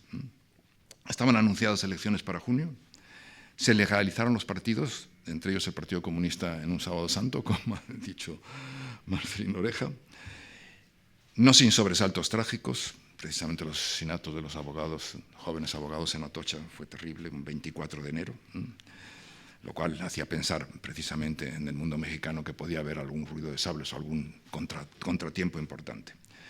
Pero llegó el 28 de marzo del 77, la firma en París, como nos ha comentado Marcelino Oreja, con Santiago Roel, y yo creo que hay dos actores adicionales a los cuales ya hemos todos rendido tributo y que yo quiero también singularizar. Uno, por un lado, precisamente, Rodolfo Echevarría. Rodolfo Echevarría había sido además el enlace y el contacto con la oposición española, con lo cual lo habíamos conocido con relativa frecuencia previamente, hablando en nombre de Reyes Heroles, que era ministro de Gobernación de López Portillo. Y Amaro González de Mesa, el diplomático español, compañero nuestro, un colega, que la verdad es que yo creo que tuvo una actuación de unos equilibrios inteligentes y exigentes, excepcionales. Como ha dicho el ministro Oreja, con pasaporte diplomático de Costa Rica, tuvo la sutil habilidad de interpretar, y yo había mencionado el nombre, el lenguaje silencioso del político mexicano. Él había hablado con muchos de ellos durante ese periodo de tiempo, preparando las relaciones, con Miguel Alemán, con Gómez Gordoa, con Oyoqui, con Velasco Ibarra, con Santiago Roel mismo, claro, un reparto excepcional de políticos, la verdad. Y Amaro, un asturiano muy fino, elogiaba lo que consideraba como virtuosos de la perífrasis y del circunloquio. Decía, de los significados implícitos, el inuendo ese inglés, que para nosotros sería un sobreentendido, y decía que manejaban la palabra como nadie. Dice, los únicos que se les pueden equiparar son los monseñores vaticanos. La verdad es que Amaro hay que hacerle y rendirle un homenaje a su elegancia, a su inteligencia y su eficacia. Tenía que manejar una situación en la cual había un México que había permanecido fiel a una legitimidad histórica de la República y una España que reaparecía en un escenario de legitimidad renovado. Y yo anticipo mi juicio contundente, es decir, el reconocimiento mexicano antes de las primeras elecciones democráticas fue realmente no solamente una señal, sino fue un estímulo y un respaldo muy importante de confianza en el proceso de democratización español. Eso lo debemos agradecer también. Entre la larga lista de agradecimientos que tenemos que hacer es precisamente el tiempo, los tiempos, la secuencia de las relaciones entre España y México. No sé si el 28 de marzo del 77 se reflejó con lo suficiente relieve, porque la verdad es que estábamos todos inmersos prácticamente, yo diría, hipnotizados de alguna manera por lo que estaba pasando en España, por las tensiones entre reforma y ruptura. En el camino a las primeras elecciones, liderados por un Adolfo Suárez, joven, imaginativo, con una intuición verdaderamente prodigiosa, al cual todos le debemos mucho, le debemos muchísimo. Y estábamos pasando eso, de una España estancada, una transición trepidante, a lo que reclamaba desde México precisamente León Felipe, a una España oreada. Y llegamos eso, a una Constitución que José Pedro Pérez Llorca, uno de los padres de la Constitución, compañero nuestro, y que luego pues fue sucesor de Marcelino Oreja, llamaba recientemente en un artículo una Constitución sin ira, parafraseando una canción de moda que en aquel momento que era Libertad sin ira. Decía que es una Constitución sin ira y una Constitución que no estaba escrita contra nadie, y que era la primera ocasión en España en la cual una Constitución no se escribía contra un sector o contra alguien en España. Me voy a permitir adentrarme en parte de esos 40 años que forman, además, una parte del relato de mi propia vida profesional y personal. En 1977, precisamente, yo era subdirector general de África, con Marcelino Oreja de ministro. Yo era subdirector general de África, había estado en mis primeros puestos en Addis Abeba, en Dar es Salaam, y además de ser subdirector general de África, era miembro del Comité Ejecutivo del Partido Socialista Popular. Había estado obviamente en la oposición y que estaba recién legalizado, debe estar recién legalizado. me ocupé de organizar el tercer congreso del Partido Socialista Popular de Tierno Galván. No era el tercero, claro, era el primero, pero queríamos darle un cierto recorrido histórico y para eso dijimos que era el tercer congreso. Parte de los pequeños trucos de la oposición de la época. Por cierto, era yo el tesorero y me juré nunca más volver a ser tesorero de una organización, una institución impecunia. Lo pasé muy mal. Se convocan las elecciones y el partido decide que yo sea candidato al Senado. El partido Tierno y Raúl Morodo, cuya mujer la veo por aquí. Me voy a ver al subsecretario, Miguel Solano, y le digo, tengo que irme a hacer campaña. Es público ya y está legalizado. Estamos en la campaña electoral, tengo que hacer, de manera que te pido un permiso sin retribuciones, sin retribución. Me dijo, de ninguna manera. Y ahí es emocionante recordarlo.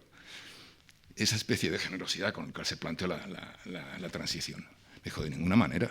Tú te vas el tiempo que necesites, haces algo que es un servicio al Estado y a los españoles, ¿no? sin deducirte ni un céntimo de tu nómina y tus compañeros te cubren.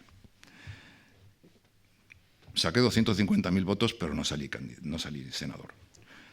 De manera que, por cierto, algunos de los votos eran votos de calidad, me lo recuerda siempre Miguel Herrero de Miñón, que dice, te voté, y yo se lo agradezco mucho. Volví al Palacio de Santa Cruz y me acuerdo que octubre del 77 me llama de nuevo el subsecretario Miguel Solano y me dice, oye, hemos estado pensando quién podía cubrir la consejería o la asesoría cultural en la nueva embajada, recién estrenada, con unos meses. Y de repente hemos pensado, nadie mejor que tú. Es imposible pensar a alguien que no pueda tomar esos atajos para quizás acercar los tiempos en los mundos culturales que tú. Es decir, que no hay nadie que tenga esa actualidad, esa experiencia. Es verdad que de México habíamos vuelto muy poco, desde luego no había ninguno en la profesión, en la carrera diplomática, que tuviera la experiencia que yo. Hemos vuelto muy poco de México. Aquí está Margarita de la Villa, que es una de las pocas que también hemos vuelto. Quizás, Luisa, sería interesante en algún momento documentar los que volvimos, que no fuimos muchos, pero en fin. En todo caso, me lo propuso. Lo pensé un poco porque me daba una extraña sensación casi traumática pensar en volver después de haber pasado 18 años en México y más ya en España, pero naturalmente acepté. Y ya se pueden todos ustedes imaginar cuando llegué al aeropuerto Benito Juárez en diciembre de 1977, la carga emocional, que era perfectamente explicable, porque llegaba yo 38 años después de haber llegado a Veracruz en el exilio republicano en 1939. De manera que mi primera residencia empieza en el éxodo del llanto, que llamaba León Felipe. En el primer barco que llegó, el Flandres, las luces se las llevó el Sinaya porque llevaba dentro a Pedro Garfias y algún otro escritor que hicieron un diario y además un fotógrafo excepcional que documentó el viaje. Pero el primer barco que llegó a Veracruz fue el Flandres, con mi familia, 400 españoles, refugiados republicanos. Decía León Felipe que nos habíamos llevado la canción y la palabra, magro consuelo para los que abandonábamos lo que él llamaba también la heredad acorralada. Pero es verdad que llegábamos a un país, México, España, en la cual, para empezar, el idioma no era barrera alguna.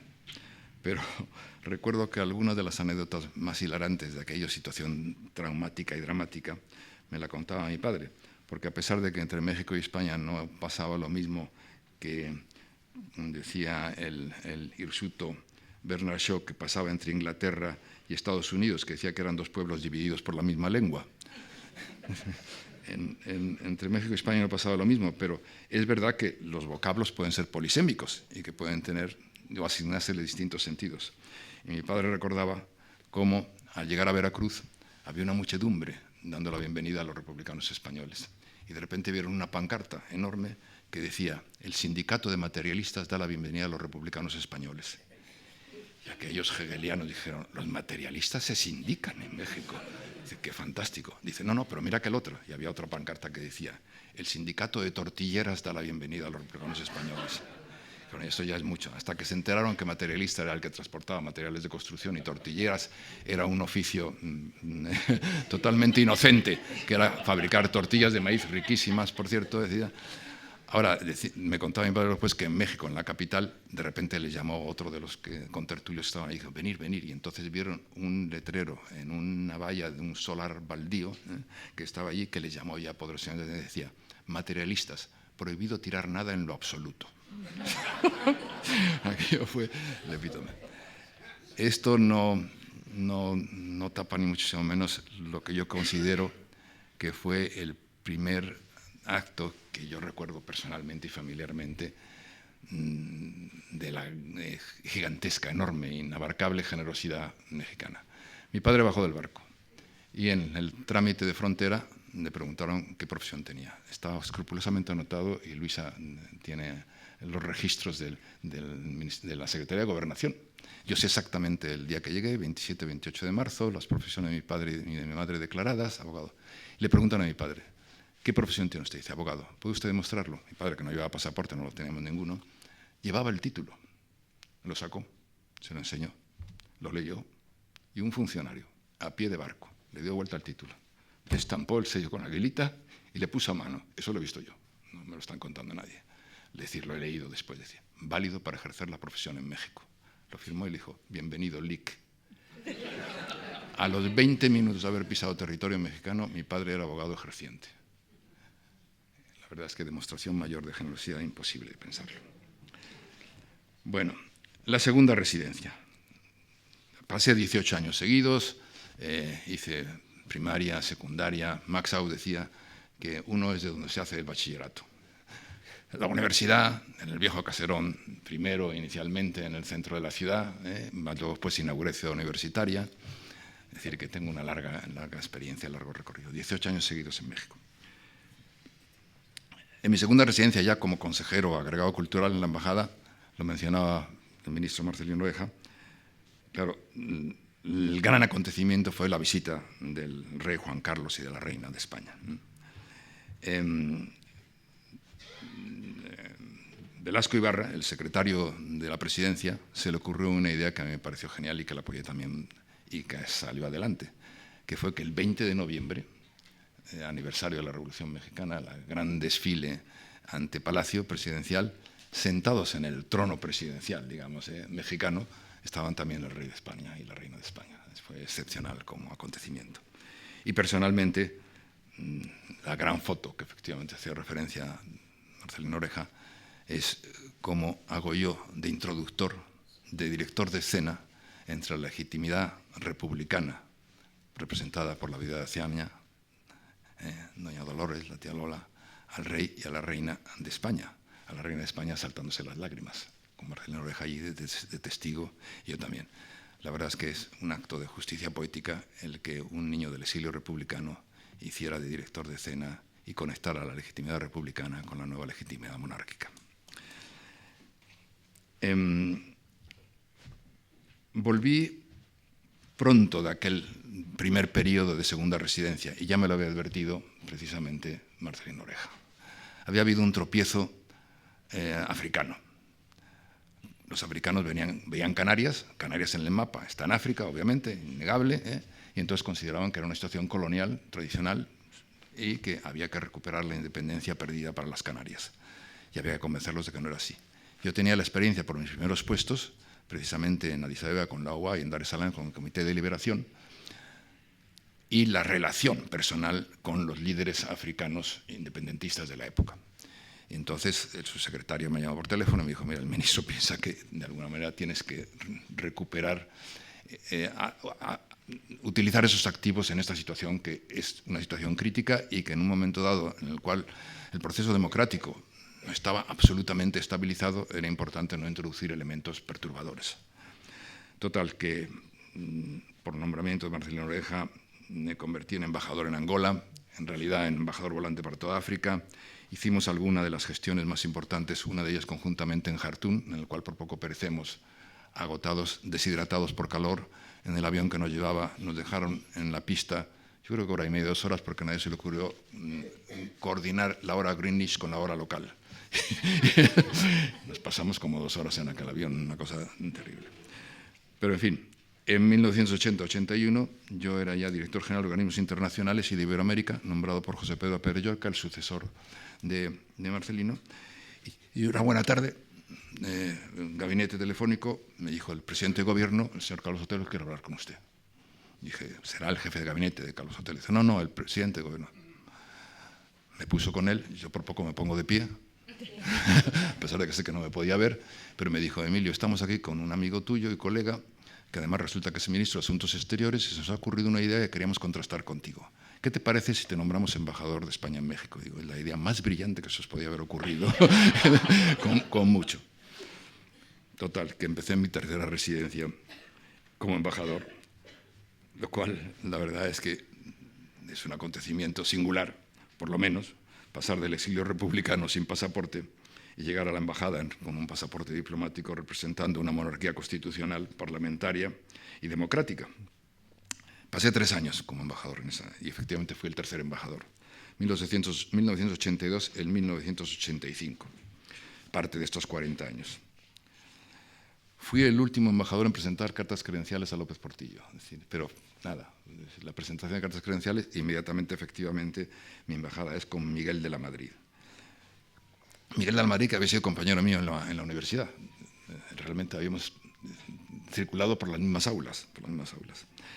3 años inimaginables, impensables, en mis fantasías más desbocadas. Si no fuera quizás por una cita de Carlos Fuentes, que también fue compañero mío en la universidad, que aseguraba que la fantasía tiene una propensión imparable a convertirse en realidad, de modo que el realismo mágico no es más que una versión anticipada de lo que va a suceder. Pues yo creo que es parte también de alguna manera el relato de mi vida, de alguna manera un cierto realismo mágico. Literariamente en esos 3 años coincidí y conocí una legión de creadores verdaderamente deslumbrante. Juan Rulfo, Octavio Paz, Carlos Fuentes, Enrique Krause, Alejandro Rossi, Leopoldo Cea, León Portilla, Silvio Zavala. Más aún estaba allí viviendo García Márquez, Legabo, y Álvaro Mutis, de manera que realmente era una legión fuera de lo común. Terminar de pasarlo.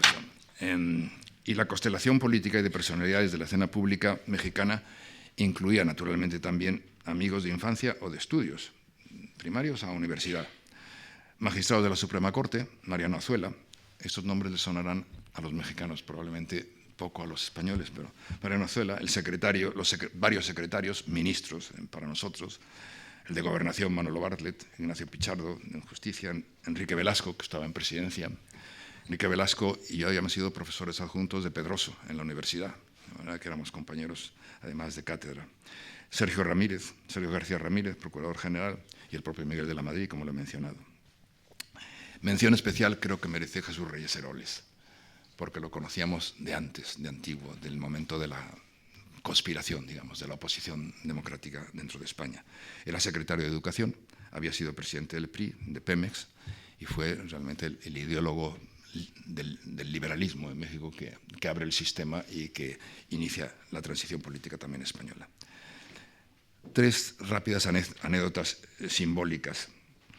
A riesgo de que alguien me acuse de estar emulando a Héctor Aguilar Camín, que en una de sus novelas decía en la portada, nada más abrir la página, dice, todos los personajes, incluidos los reales, son ficticios. Pero esto creo que es literalmente verdad. Y no me lo invento. Mi primer acto público como embajador fue la presentación en la residencia de un libro recién publicado por el Fondo de Cultura Económica y por Salvat, que se llamaba El exilio español en México 1939-1982, prologado por López Portillo, que hablaba, por cierto, de los exiliados españoles, decían aquellos admirables testarudos que se pasaban el día prometiéndose la vuelta a España, prometiéndose los unos a los otros la vuelta a España. Alguien decía que a los exiliados republicanos españoles se les reconocía porque le faltaban 1 o 2 secciones del dedo índice. El año que viene en España. Y se lo iban desgastando. El libro aquel tenía investigadores de primerísimo nivel, entre ellos a Teresa Miaja y algunos consejeros también excepcionales, el propio Néstor de Buen, Joaquín Díaz Canedo, Santiago Genovés, Rodolfo Hafter, Luis Ríos, Paco Ignacio Taibo, Ramón Xirao, y yo los reuní antes de que fueran a presentar el libro ya impreso al propio presidente en Los Pinos. Había recelos residuales, obviamente, entre aquel mundo de los refugiados españoles, aun cuando mis predecesores y el propio Amaro desde el comienzo había tenido las mejores relaciones con ellos. Pero alguno, en este caso alguna, Teresa Miaja mismo, me dijo que todavía sentía cierta hostilidad hacia aquella bandera. Teníamos una bandera con un mástil en la entrada de la residencia alta y le dije, mira, primero tiene un nuevo escudo y segundo, es una nueva España, es una España moderna, reconciliada consigo mismo, que está intentando precisamente dejar atrás aquel país de gente inclemente, sobre todo consigo misma, a la que hacía referencia Azaña. Creo que las dos colonias terminaron realmente siendo la mejor España, una España. La visita de Felipe González. En 1983 se produce la visita del primer presidente del primer gobierno socialista en España. Había sido precedida por una visita de Javier Solana, que le había impuesto la Gran Cruz de Isabel la Católica a Buñuel. Por cierto, entre las cosas curiosas que recuerdo de Buñuel decía que la edad le había liberado de la tiranía de las mujeres. Claro, si uno lee las memorias de su mujer, que decía una mujer sin piano, sabe uno que la tiranía era más bien relativa. Pero en fin, se refería a otra cosa. Y recuerdo la recepción en la embajada con Felipe González, en la embajada de Candela 69, en aquellos esplendorosos jardines que se compró precisamente en la visita del rey en el 78, la compró Marcelino Oreja, espléndida embajada, a sugerencia del jefe de protocolo mexicano.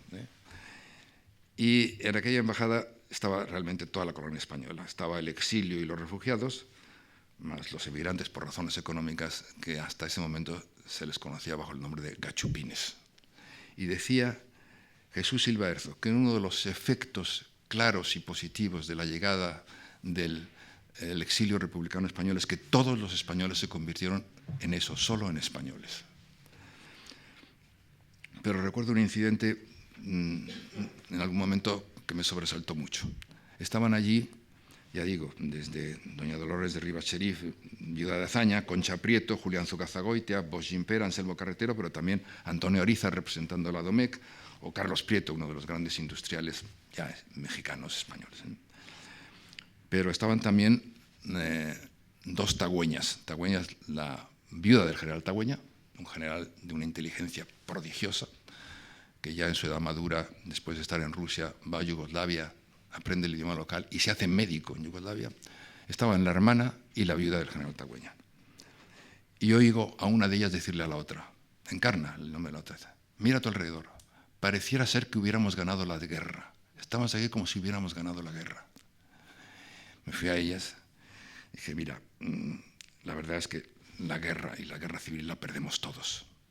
No quedamos nadie en el bando de vencedores, la perdemos todos. Digo, y parafraseando a Orwell, se podría decir que unos la perdemos más que otros, pero es verdad que la perdemos todos, y le recordé lo que decía Henri de Monterland, que la más monstruosa de las guerras era la guerra civil.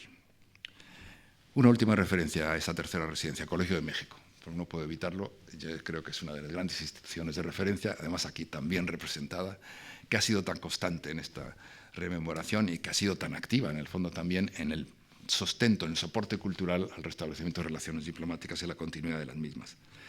El Colegio de México se llamó inicialmente Casa de España, 1938, con Alfonso Reyes. Decía Alfonso Reyes, decía que parecía que todos los refugiados republicanos habían llegado con un manuscrito bajo el brazo, porque la cantidad de publicaciones que salieron en poquísimos años era verdaderamente asombrosa. Moreno Villa, Recasens, Luis León Felipe, Gaos, Cosío Villegas, Emilio Prado, Juan Rejano, verdaderamente fue deslumbrante. Hay que rendirle homenaje. Y me adjudico el honor de haber propuesto una y otra vez, hasta que conseguí convencer al jurado del Premio Príncipe de Asturias, que le dieran a la Casa de México el Premio Príncipe de Asturias de Ciencias Sociales en 2001. Y luego pues a la UNAM, a mi alma mater universitaria en 2009 de Comunicación y Humanidades. Concluyo diciendo que decía Carlos Pellicer, poeta tabasqueño, decía, toda conmemoración tiene algo de intento de comprar olvidos y vender recuerdos. Pero no creo, estoy seguro que estos 40 años han sido unos años no solamente productivos, muy productivos. Unos años de reconstrucción y de construcción. En mis tiempos de embajador, en aquella tercera residencia, estaba yo en momentos de crisis, en momentos de evaluación del peso, control de cambios. Fueron unos momentos muy difíciles, muy complicados. pero yo digo que había que planteárselo con la fórmula obvia, de manera estratégica. Las relaciones entre España y México no se podían estar sujetas a los tropiezos circunstanciales de tiempo. Entonces había que ir reforzando los intereses comunes en todos los órdenes, comerciales, financieros, culturales, sociales, políticos, que pudieran adquirir una masa crítica y que fueran capaces de absorber los choques accidentales de las crisis. Creo que hemos tenido éxito y podemos felicitarnos por ello. En el orden personal, termino estos años, estos 40 años, que ya me llevan, o estoy ya en las últimas vueltas del camino. Del camino para mí, para mi mujer que está aquí, que me ha acompañado en estos últimos 50 y tantos años, en mi segunda y en mi tercera residencia, naturalmente, y sin la cual yo sería otro y seguramente no sería mejor. Pero estando en las últimas vueltas del camino, México no puedo tenerlo más presente. Es el país en que volví a nacer. La frase se la tomo prestada a Vicente Rojo. Yo también, es el país en el que volví a nacer. En aquel hoy lejano exilio, yo no dejaba nada atrás, toda mi vida estaba por delante. Como con razón decía precisamente Tomás Segovia, que también aseguraba que el exilio fue una condición y no una identidad. Pero yo he vivido mi vida condicionada voluntariamente por esa condición, por la conciencia de que México era una segunda patria para mí. Y nunca me he podido pensar sin mi parte mexicana. Por cierto, mi parte mexicana con X.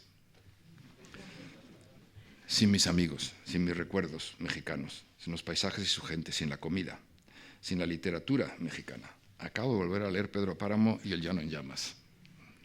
Deslumbrante. Otra vez. No puedo pensarme sin el mundo mexicano. Y por eso mi gratitud por su enorme, gigantesca generosidad con mi familia, conmigo mismo, no tiene fecha de caducidad ni puede tenerla. Pero termino de verdad ahora con una nota actual que me parece absolutamente indispensable. No quiero desaprovechar la ocasión de sumarme a la declaración de Federica Mogherini cuando habló por los europeos y por lo tanto por los españoles también, cuando dijo que no creemos en los muros, no funcionan. Es, aparte de ser un agravio, que no podemos más que rechazar, y nos parece absolutamente increíble, mi incredulidad más ferviente. Y una última nota temporal presente. Cuando yo estaba convencido ya de que mi relato mexicano había de alguna manera cerrado, no podía tener nada añadido a ese relato mexicano de tantos años, el azar me ha regalado 2 nietos de pasaporte mexicano. 2 nietos de pasaporte mexicano, de manera que se los tienes que renovar alguna vez. Azares, digo, admirables de un mundo mexicano, con sus quereres, sus afectos, siempre vivos, un mundo que también es el mío. Muchas gracias.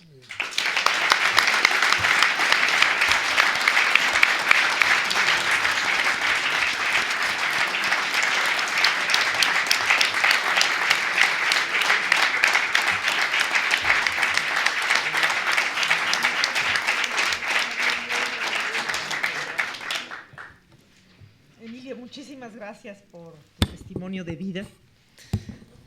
Muchísimas gracias por tu testimonio de vida. Yo todavía me acuerdo de Regina y de ti, seguramente recién casados, cuando llegaron a México, que eras agregado cultural, y todas aquellas cenas, me acuerdo muy bien. Y bueno, luego coincidimos en Nueva York también.